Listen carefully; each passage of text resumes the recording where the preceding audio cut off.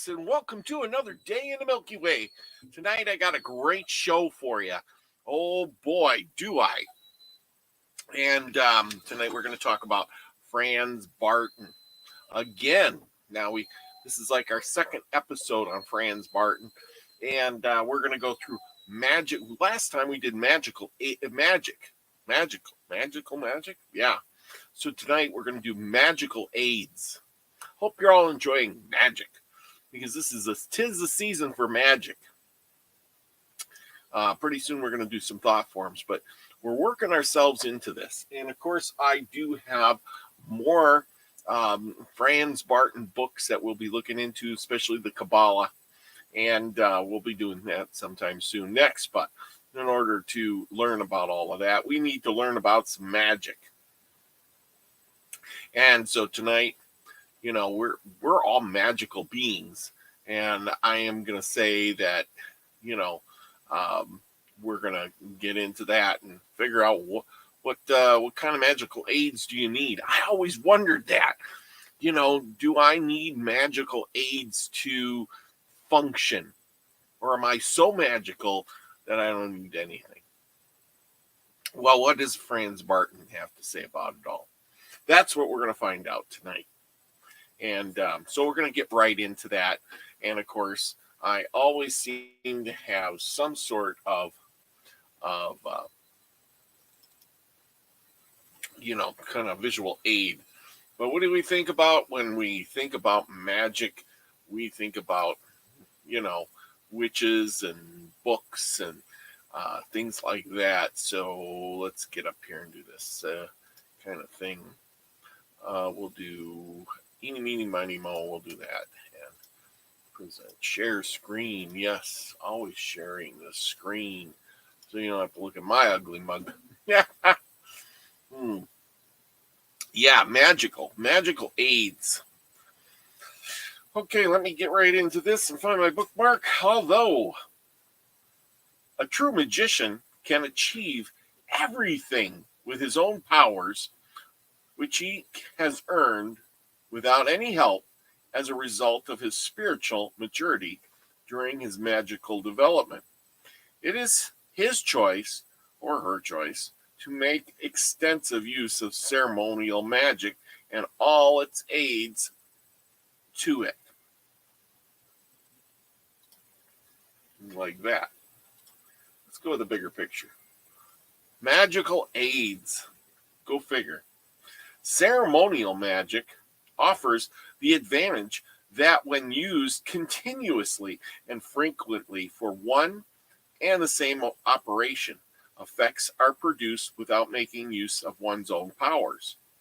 With the help of various aids, ceremonial magic enables the magician to make his work with occult powers easier. All magical aids, every single magical instrument, are basically mnemonic aids aiding in the magician's consciousness. When one directs his attention to a particular instrument, this triggers in the consciousness the particular ability or power symbolized by the particular instrument. Once a magician takes one or another magical instrument into his hand during the evocation, he immediately comes in contact with what his instrument symbolizes, and he achieves his purpose without much effort. For example, the magic wand represents the magician's absolute will. If a magician takes the magic wand into his hand by making use of the wand, he immediately establishes contact through his will with the aid and the spirit he wishes to invoke. The same applies to all other magical aids because they symbolize spiritual powers. Now look at that. I have we're going to switch this. Here, stop sharing. Yeah. And I do have, thanks to Delaney Pearl Jones, who sent me some magical wands. You can see that right there. I have a magical wand from Delaney Pearl Jones, who sent me that. Woo! I have my little wand. I got several of them here that she made. And they have little crystals on them and stuff, but there's my magical wand. I have a wand because I'm a wizard. There you go. I can direct my power. Well, and now we'll get back to sharing. So there we go. Share spree. Okay. Should a magician decide to employ ceremonial magic, then he must dictate a great deal of care to his magical instruments.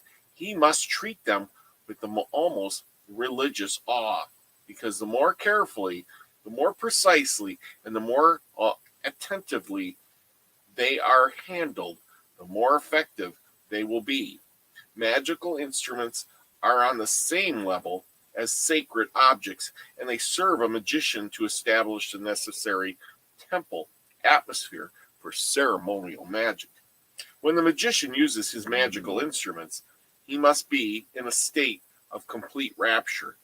If any magical instrument were used to be used, even once, for any purpose other than that for which it was intended, then the particular instrument will immediately cease to be magically effective and will be forever useless for its actual original purpose.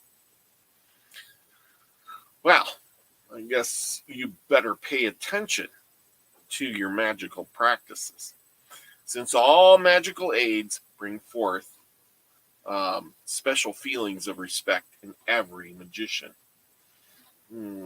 Yes, they do. Let's change it up here. Ooh. We got magical aids up the yin-yang on this one. Since all magical aids bring forth a very special feeling of respect in every magician, they must be hidden from the view of any uniterated person in order to avoid any proliferation. Therefore, before a magician reaches for a magical instrument, he must, under all circumstances, undergo an internal cleansing process. Whether through prayer or suitable meditation, he should never use any circumstances touch a magical instrument if he is not in a proper state of mind, which is absolutely essential for such a ceremony. A magician must always be conscious of the fact that all magical aids or magical instruments symbolize the most sarcastic laws and must therefore be dealt with in the same manner as one would deal with sacred relics. Only in the hands of a magician who takes all this into very careful consideration will the magical instruments actually bring forth magical effects. By exactly observing the guidelines which have been commended here in regards to the appropriate attitude and the preparation of all magical instruments, the magician calls forth within himself an extremely strong state of manifestation, of belief, will, and all the attributes of the law. By doing so, he thereby increases his magical authority considerably, and hence exerts the necessary influences upon being or a power so that the desired results or effects are actually realized. Even if the magician does not use his magical instruments for a long period of time, they are still constantly in contact with a particular attributes that symbolize, since every instrument is magically charged, or in other words, considered for a specific purpose. It will never lose its magical effect if it is handled properly, even if centuries have passed since the instrument was last used. Well, isn't that telling you something? When the magical instruments are consecrated and charged for use for a particular magician. In other words, him for whom they were made. They cannot be used by any other magician. These instruments would not be effective even if they were to fall in the hands of a magician who is completely conservative and with the holy sciences of magic, unless he changes and consecrates the magic instruments anew for himself. So, what is that telling us? That once it's your wand, it's always your wand. And if it's your magic book, it's your magic book. You should be in charge of your magic. And once you get rid of or if you mess up, you've pretty much broken your wand. You need to get a new one. You need to handle it with care. All of this stuff is magical. And once it's undone, you can't go back. So putting it that way, you need to take care of your magic stuff. You can't just hand it off and say, hey, my magic crystal ball works for me. Maybe it'll work for you. It doesn't work quite that way. In the chapter that follows, I shall describe this is Franz Bardon. I shall describe the most important magical instruments and their symbolic analogies as far as their practical use is concerned and how they are to be generally used in a ceremonial magical operation. If it seems desirable and necessary, any magician on the basis of my instruction can make his own additional magical aids for particular magical purposes, and I shall supply the guidelines as to how he is to proceed. So you see all this stuff here? This is all hoopla, but you should like the candles. You can have magic candles. You can have magic stuff. But you need to take care of these things. These things are magical, and you can't just toss them around. They're not toys. You understand? I mean, how many people have tarot cards?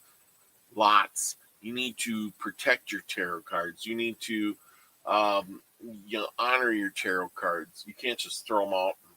Whatever. Have yourself an altar, a table, magical candles, and honor those as magical candles.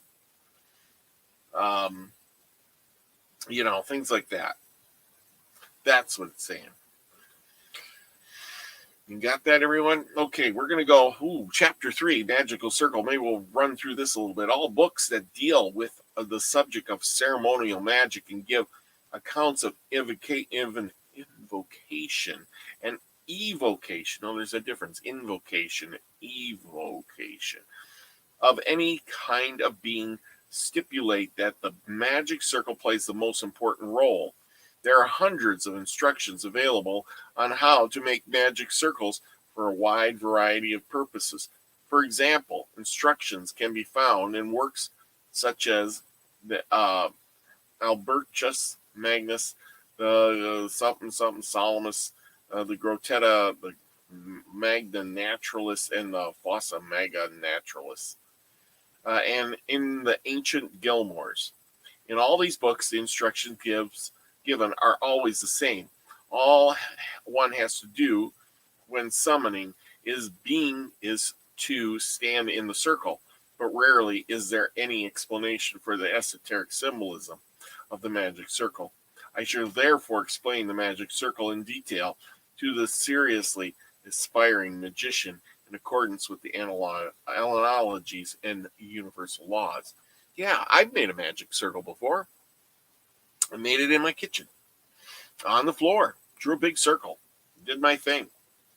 A true magic circle is a symbolic representation of both the microcosm and the macrocosm and the microcosm.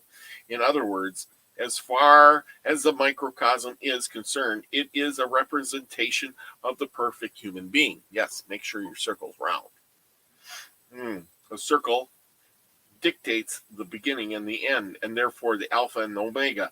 Furthermore, it depicts eternity, in which is no beginning or end. As such, the circle is a symbolic diagram of the infinite and of divinity in all its aspects that can be understood by the microcosm, which means by a true initiate or a magician who has successfully completed all the exercises in the invocation into hermetics. In other words, it is understood by perfect magician. The draw of the circle symbolizes the divinity of its perfection to come into contact with the divinity. Namely, when the magician stands in the center of the circle, hereby symbolically expressed, the connection with the divinity is graphically represented, for the magician is the connection with the macrocosm on a highest level of his consciousness. It is therefore completely logical for the point of view of true magic for the magician to stand in the center of the magic circle with the awareness of being at one with the universal divine or divinity. This clearly shows that the magic circle is not only a diagram for protection against undesirable negative influences, but it also expresses untouchability and unsatisfiability as it results in connecting one's consciousness with the highest.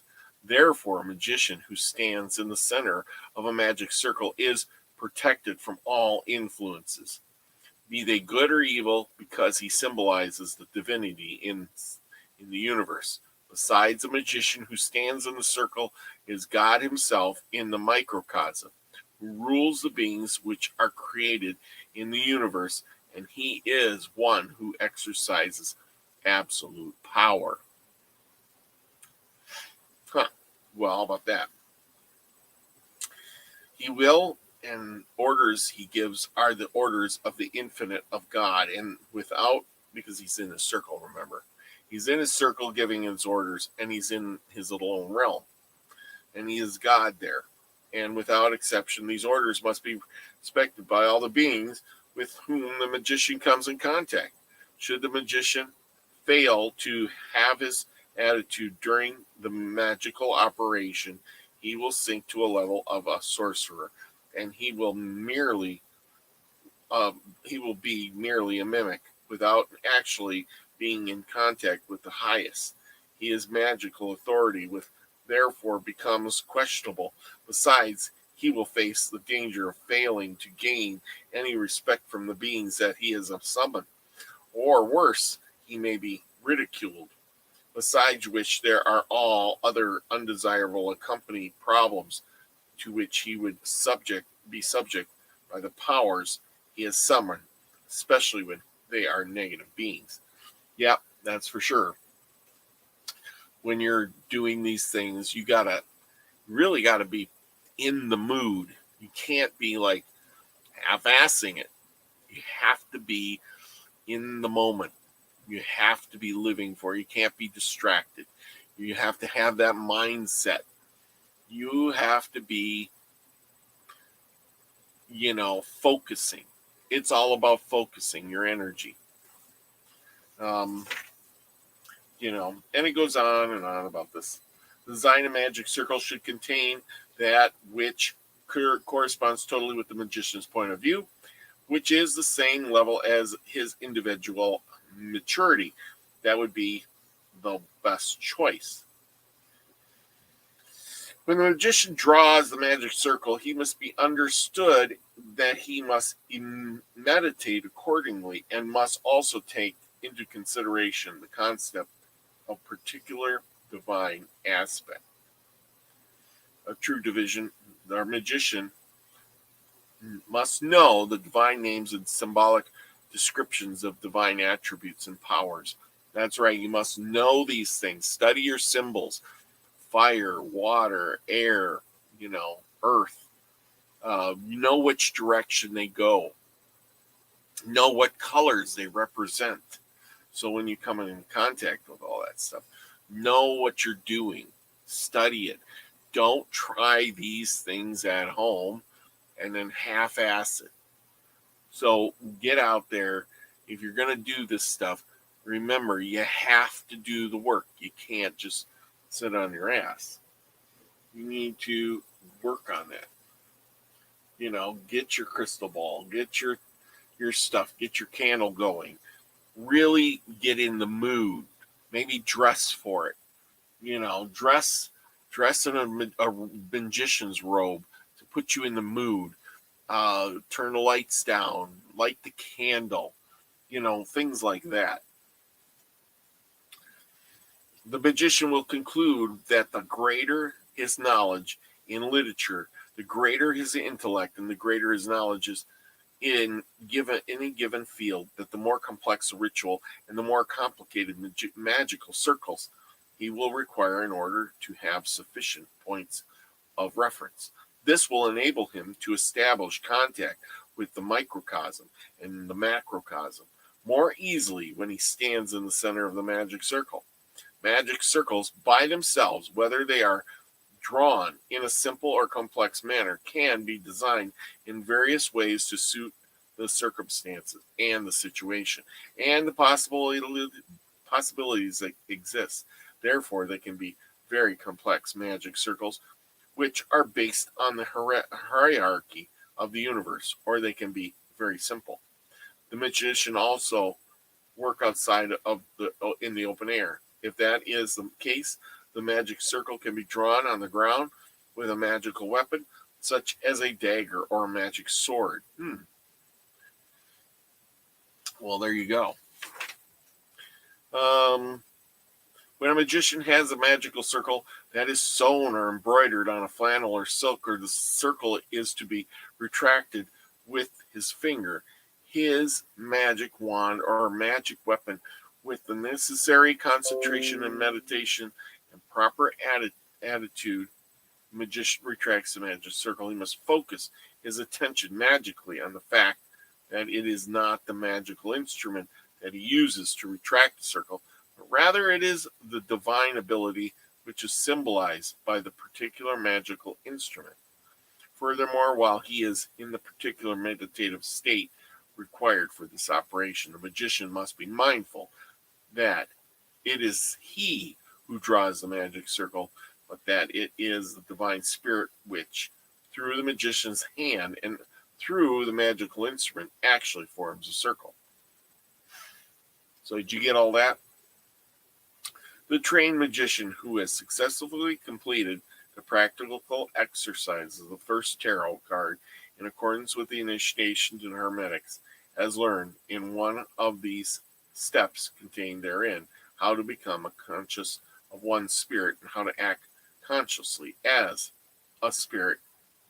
It is not difficult for a person who has successfully completed the aforementioned practical exercises to imagine that not he but the divine spirit in all his highest aspects is drawing the magical circle which he desires. Oh, let's see. And it goes into the true Kabbalah. The Buddhist initiate who draws his mandala by placing his 5 deities in the form of figurines or the form of diagrams on the purpose initiates and meditates on each individual deity and therefore becoming himself. Okay, we're going to skip that part. The magical circle offers many possible uses. It serves for evocation of beings or entities, but it also as protection against invisible influences. At times, a magic circle does not have to be drawn on the ground or floor or placed on the floor in a form of paper or flannel or silk or cloth. It can occasionally be drawn in the air around oneself with a magical weapon, a magic wand or magic sword, with the firm conviction that this releases the particular universal attribute of protection, which is desired. There you go. Circles. It's always about circles.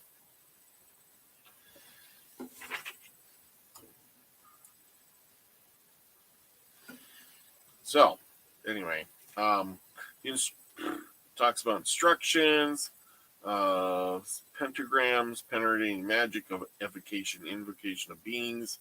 It's advisable to draw an additional smaller circle or pentagram with the points facing upwards or facing the altar in the center of the magic circle, thereby symbolizing the small world. In other words, symbolizing a human being as a true magician. We're going to end right there because we're getting a little long in the tooth. And there you go. But anyway, thanks everybody. Oh, this has been fascinating. Tonight we were reading from this book here, The Practice of Magical Evocation, and it's from Franz Bardon. Hope you all enjoyed this little tidbit of Franz Bardon. If you don't know who he is, go look him up. He was born in 1909. He wrote a bunch of books on hermetics, magic, things like that. He didn't live a long time, but he wrote these books that seemed to be really important. And so we've been reviewing these books, some of the things that were written in them. We're working our way up to thought forms. And we're going to be doing a little Anne Bissett, who wrote these thought form books next. So with your magic, you can make a thought form. Just like they did thousands of years ago and made thought forms like Santa Claus and, Jesus and all that stuff. We've turned them into thought forms. Regardless if they existed or not, we've kept their thought form alive. And we could think of it, we could create our own thought form. And that could go and do our bidding. So, if you believe it or not, we'll just have to see. Create yours, and maybe you could protect your house or something like that. So with that, go out, do something nice. It is the season of giving. Support our giver, a guy, Doug Stack. We got him as our giver guy. We're going to support. His link will be below in the description. For Christmas giving season. Now you go out and give to whoever you want. We've picked him, and we're going with that. He's a hardworking guy. Works for every dime he gets. He's not doing well with his new business. He's struggling. I hope y'all can help him out a little bit. But we ain't gonna spend too much time talking about that. Go help your neighbor out first off. And if you can't, send him a card and say, "Hey, sending you energy." Maybe that's all it takes to get things better. Say how, give a big smile to somebody. See if that makes their day too. And with that, go out, be the frequency you want to receive. I love you all, everybody. Peace, everybody.